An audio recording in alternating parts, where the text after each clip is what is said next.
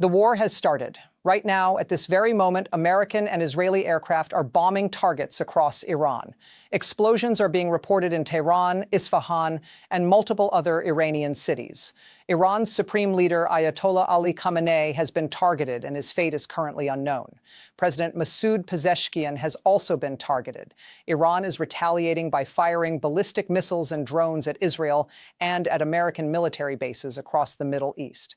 4 U.S. bases in the United Arab Emirates, Qatar, Kuwait, and Bahrain have been hit by Iranian missiles.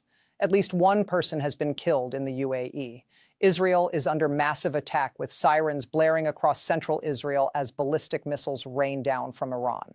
This is not a threat. This is not posturing. This is war. The largest Middle Eastern conflict since 1973 has begun. And it started this morning, February 28th, 2026, when the United States and Israel launched a joint military operation that they are calling Operation Roaring Lion in Israel, and what some reports are calling Operation Epic Fury. The goal is not just to destroy Iran's nuclear facilities or missile sites. The goal, according to President Donald Trump's own words, is regime change. Trump stated this morning that the United States is conducting major combat operations to help the Iranian people take control of their own destiny and overthrow the government that has oppressed them for 47 years. This is not a limited strike. This is an attempt to decapitate the Iranian regime and trigger its collapse. And Iran is fighting back with everything it has. Regional war has erupted. And the next 48 to 72 hours will determine whether this stays contained to Iran, Israel, and a few Arab countries, or whether it spirals into a wider conflict involving Russia, Turkey, and potentially even China. Let me walk you through exactly what happened in the last 12 hours, how the war started, what targets are being hit right now, how Iran is retaliating, what Trump and Netanyahu have said, and where this catastrophic conflict is heading. The operation began at approximately 3 a.m. Iran time on Saturday, February 28th, 2026. That is 6:30 p.m. Eastern time on Friday, February 27th in the United States. The timing was deliberate. The strikes began under cover of darkness when Iranian air defenses would be at reduced readiness. And they began on a Friday night in the United States when Congress was not in session and when most Americans were not paying close attention to news. Trump launched this war specifically to preempt a congressional vote that was scheduled for next week on a resolution requiring him to seek authorization before attacking Iran. By striking now, Trump presented Congress with a fait accompli. The war has already started, so the authorization debate is moot. The operation commenced with a massive wave of cruise missiles launched from U.S. Navy ships in the Arabian Sea and the Eastern Mediterranean. Tomahawk cruise missiles, fired from guided missile destroyers and submarines, hit Iranian air defense sites, radar installations, and command and control centers across the country. The goal of this initial wave was to blind Iran's ability to coordinate a defense and to create corridors through which manned aircraft could operate safely. Approximately 20 to 30 minutes after the first cruise missiles hit, American B-2 Spirit stealth bombers struck deeply buried targets that conventional weapons cannot reach. These include Iran's underground enrichment facilities at Fordow and Natanz, as well as deeply buried command bunkers where Iranian leadership might be sheltering. Then came the joint U.S.-Israeli manned aircraft strikes. Israeli F-35I Adir stealth fighters, flying alongside American F-35s and F-22 Raptors, hit targets across western and central Iran. According to initial reports from Iranian social media and news outlets, explosions were reported in Tehran, Isfahan, Karaj, Shiraz, and multiple other cities. The targets included nuclear facilities that were rebuilt after last June's strikes, ballistic missile production sites, Revolutionary Guard bases, naval facilities, and critically, locations associated with Iran's leadership. Multiple sources, including Reuters and Al Jazeera, are reporting that Supreme Leader Ayatollah Ali Khamenei was targeted. The specific location has not been confirmed, but reports suggest strikes hit either his residence compound in Tehran or a bunker complex where he was believed to be sheltering. Khamenei's fate is unknown. Iranian state media has not shown any footage of him since the strikes began, which is highly unusual during a crisis. Normally, Iranian leaders appear on television to reassure the public and demonstrate that they are in control. The fact that Khamenei has not appeared suggests either that he is dead, injured, or that the government is too chaotic to organize a public statement. President Masoud Pezeshkian, Iran's recently elected president, was also reportedly targeted. His whereabouts and condition are also unknown. If both Khamenei and Pezeshkian have been killed or incapacitated, Iran is facing a leadership decapitation that could trigger regime collapse or a power struggle within the Revolutionary Guard and clerical establishment. But Iran is not sitting passively under this bombardment. Iran is retaliating with everything it has, and the retaliation is massive and devastating. Within hours of the first American and Israeli strikes, Iran launched ballistic missiles and drones at two primary targets: Israel and American military bases across the Middle East. Let me address the attacks on Israel first. Iran fired a barrage of ballistic missiles and drones from launch sites across Iranian territory targeting Israeli cities and military installations. Air raid sirens sounded across central Israel, including Tel Aviv, Jerusalem, and surrounding areas. Israel's multi-layered air defense system, consisting of Iron Dome, David's Sling, and Arrow interceptors, has been engaging incoming threats continuously. According to initial reports from Israeli media, most of the missiles and drones have been intercepted, but some have gotten through. There are reports of impacts in open areas and possibly in populated zones, though specific casualty numbers have not been confirmed yet. The Israeli Home Front Command has ordered civilians in affected areas to remain in bomb shelters. Schools and businesses are closed, and the entire country is essentially on lockdown as the missile attacks continue. This is the most intense Iranian attack on Israel since the crisis began, exceeding even the retaliation after last June's strikes. Iran is firing everything it has because this time Iran views the attack not as a limited operation, but as an existential attempt to destroy the regime. So Iran's calculus has changed. There is no reason to hold back or preserve capabilities for future deterrence. If the regime is going to fall anyway, Iran might as well inflict maximum damage on Israel and American forces in its final hours. And that brings us to the attacks on American military bases.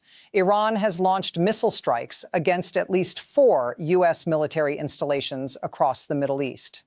The bases that have been confirmed hit include Al Dhafra Air Base in the United Arab Emirates, Al Udeid Air Base in Qatar, Camp Arifjan in Kuwait, and Naval Support Activity Bahrain. These are major U.S. military hubs housing thousands of American troops and hosting advanced aircraft, drones, and command facilities.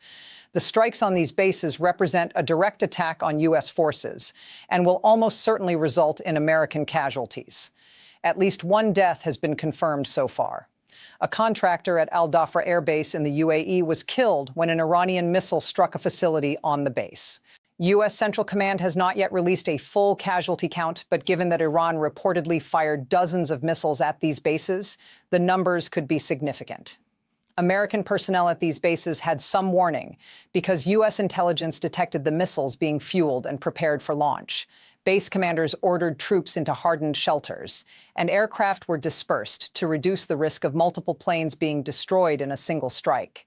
But even with warning, it is impossible to protect everything. If Iranian missiles hit aircraft shelters, fuel depots, or ammunition storage areas, the damage could be catastrophic. And every American casualty will create enormous political pressure on Trump to escalate further. Trump will face demands from Congress, from military families, and from the public to retaliate against Iran even more heavily. And that could lead to a cycle of escalation where each side keeps hitting the other harder in an attempt to force the opponent to capitulate. But Iran's retaliation did not stop with Israel and American bases. Iran also fired missiles at 5 Arab countries that are hosting U.S. forces or that Iran views as complicit in the American-Israeli attack. Saudi Arabia, the United Arab Emirates, Qatar, Kuwait, and Bahrain all reported incoming missiles. Most of these countries have air defense systems, some provided by the United States, and they were able to intercept many of the missiles. But some got through. In addition to the death at the U.S. base in the UAE, there are reports of damage to civilian infrastructure in some of these countries. Saudi Arabia, which has historically been Iran's regional rival, issued a statement condemning what it called brutal Iranian aggression and stating that attacking Saudi territory is a major escalation. The Saudis did not explicitly say they would join the war on the U.S.-Israeli side, but the fact that they condemned Iran rather than condemning the U.S.-Israeli attack suggests that the Saudis view Iran as the aggressor in this situation. Bahrain, which hosts the U.S. Fifth Fleet headquarters, called for an emergency UN Security Council meeting. And the United Arab Emirates, which has been trying to normalize relations with Iran in recent years, is now facing the reality that neutrality is not an option when missiles are landing on Emirati soil. The involvement of these Arab countries transforms this from a U.S.-Israeli versus Iran conflict into a regional war where multiple nations are now under attack and will have to decide whether to actively join the fight or try to stay neutral and hope they don't get hit again. Now, let me tell you what President Trump and Prime Minister Netanyahu have said publicly about this operation, because their statements reveal the true goals and the expected duration of the war. Trump released a statement early this morning, U.S. time, shortly after the first strikes began. The statement was posted on Truth Social and then repeated by the White House. Trump said, and I am quoting directly, "The United States is conducting major combat operations against the Iranian regime to eliminate the nuclear and missile threat and to help the Iranian people take control of their own destiny." For 47 years, the Iranian regime has oppressed its people, sponsored terrorism, and pursued weapons that threaten the world. Tonight, that regime's ability to harm innocents ends. We call on the Iranian military and people to stand down and allow a new chapter of freedom and prosperity to begin. Let me break down what that statement reveals. First, Trump is explicitly calling for regime change. The phrase, "help the Iranian people take control of their own destiny," is diplomatic language for "we are trying to overthrow your government." This is not about preventing nuclear weapons. This is about toppling the Islamic Republic. Second, Trump is appealing to the Iranian military and people to not defend the regime. He is hoping that if enough pressure is applied, the military will stage a coup or the public will rise up and finish the job that American bombs started. Third, Trump is framing this as a liberation, not an invasion. He is calling the operation a humanitarian intervention to free the Iranian people from oppression. That framing is designed to make it harder for critics to oppose the war without appearing to support the Iranian regime. Prime Minister Netanyahu issued his own statement from Tel Aviv. Netanyahu said, "Israel and the United States are conducting a joint operation to remove an existential threat to the state of Israel and to the free world. Iran has been building nuclear weapons, firing missiles at Israeli cities, and arming terrorist organizations that seek to destroy us. We have tried diplomacy. We have tried deterrence. And Iran has rejected every opportunity for peace. So we have no choice but to act. This operation will continue for as long as necessary to ensure that Iran can never threaten Israel again." Netanyahu's statement confirms that this is a joint U.S.-Israeli operation, not an Israeli operation with American support. Both countries are fully committed and coordinating their strikes. Netanyahu also makes clear that the operation will last as long as necessary, which suggests this is not a one-night bombing campaign, but a sustained effort that could last days or even weeks. And critically, Netanyahu says the goal is to ensure Iran can never threaten Israel again. That is a statement of permanent military degradation or regime change. Netanyahu is not talking about setting Iran's program back by months or years. He is talking about eliminating Iran as a threat permanently, which requires either destroying Iran's entire military-industrial base or toppling the government. U.S. officials, speaking on condition of anonymity to multiple news outlets, including CNN and The Washington Post, have provided additional details about the operation. According to these officials, the strikes were planned months in advance.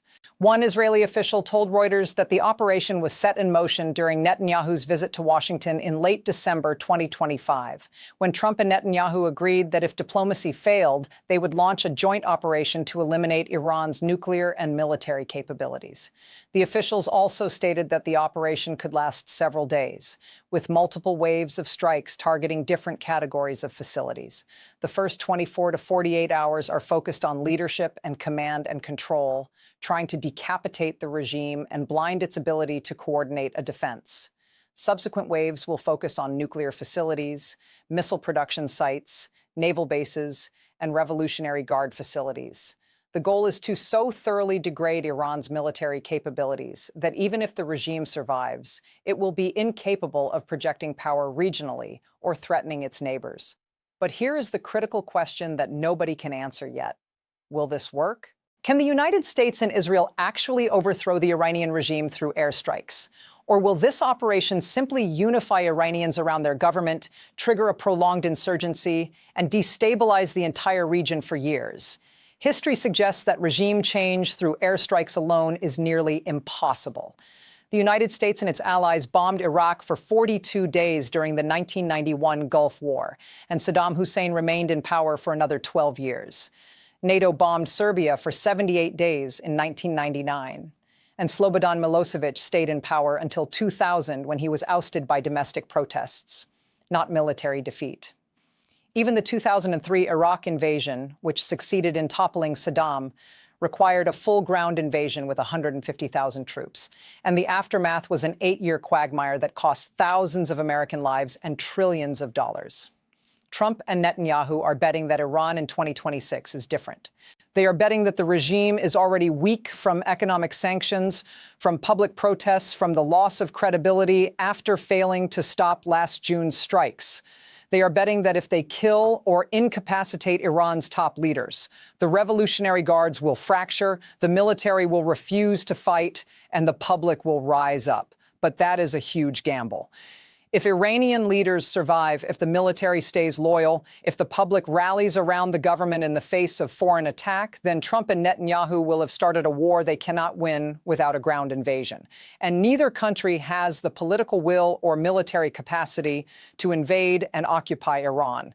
Iran has 85 million people, mountainous terrain, a large and fanatical Revolutionary Guard, and a history of fighting asymmetric wars against stronger opponents. A ground invasion of Iran would make Iraq look easy by comparison. So what happens in the next 48 to 72 hours? Here are the most likely scenarios. Scenario 1 is rapid regime collapse. Khamenei and Pezeshkian are dead or incapacitated. The Revolutionary Guard fractures into competing factions. The military stages a coup or refuses orders. The public, emboldened by the chaos, pours into the streets demanding change. Within days, a new government emerges, either military-led or civilian-led with American backing. This new government immediately ceases all hostilities, agrees to dismantle nuclear and missile programs, and begins negotiations with the United States and Israel for normalized relations.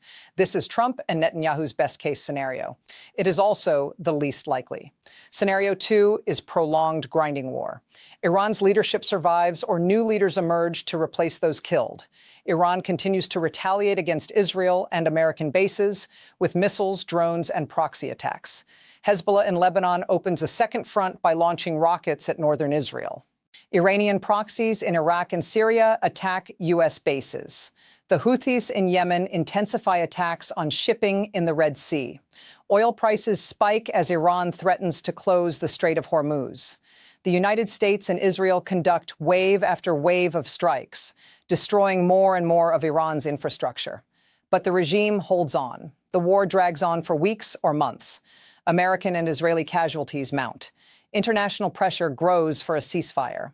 And eventually, the war ends in an unsatisfying stalemate where Iran is severely weakened, but the regime survives and vows revenge. Scenario 3 is catastrophic escalation. Iran's retaliation causes mass casualties in Israel or kills dozens or hundreds of American troops. Trump responds by expanding the target list to include Iranian cities and civilian infrastructure. Israel invades southern Lebanon to stop Hezbollah. Turkey intervenes on Iran's side to counterbalance Israeli and American power. Russia provides Iran with intelligence and weapons. China condemns the attack and threatens economic retaliation against the U.S. The war spreads across the region, oil prices hit $200 per barrel, and the global economy crashes. This is the nightmare scenario that turns a regional war into a global crisis. We are now approximately 12 to 15 hours into this war. The initial strikes have been conducted, Iran has retaliated, and both sides are assessing damage and planning their next moves. Over the next 48 hours, watch for the following indicators of which scenario we are heading toward. First, watch for any appearance by Khamenei or Pezeshkian on Iranian state television. If they appear and give defiant speeches, it means the leadership decapitation failed and the regime is intact. If they do not appear for more than 24 hours, it suggests they are dead, injured, or the government is too chaotic to organize a public statement. Second, watch Iranian social media and domestic news for signs of public unrest. If protests erupt in Tehran, Isfahan, and other cities, it could indicate that the public senses the regime is weak and that this is the moment to push for change. But if the public rallies around the government and condemns the American-Israeli attack, it means the operation is backfiring and strengthening the regime. Third, watch for reports of casualties at U.S. bases. If Iran's missile strikes kill dozens of American troops, Trump will face enormous pressure to escalate and expand the bombing campaign. Fourth, watch for Israeli casualties. If Iran's missiles get through Israeli air defenses and kill significant numbers of Israeli civilians, Netanyahu will expand the operation and potentially authorize a ground invasion of Lebanon to neutralize Hezbollah before they can launch their rockets. Fifth, watch for statements from Russia, China, and Turkey. If any of these countries condemn the attack and threaten to support Iran, the war could spread beyond the immediate combatants. And sixth, watch oil prices. If crude spikes above $100 or $150 per barrel, markets believe the Strait of Hormuz is threatened and that global oil supplies are at risk. This morning, President Trump told the American people that we are entering a new chapter of freedom and prosperity for the Iranian people. Prime Minister Netanyahu told Israelis that the existential threat is being removed. But right now, at this very moment, missiles are falling on Israeli cities. American troops are under attack at bases across the Middle East.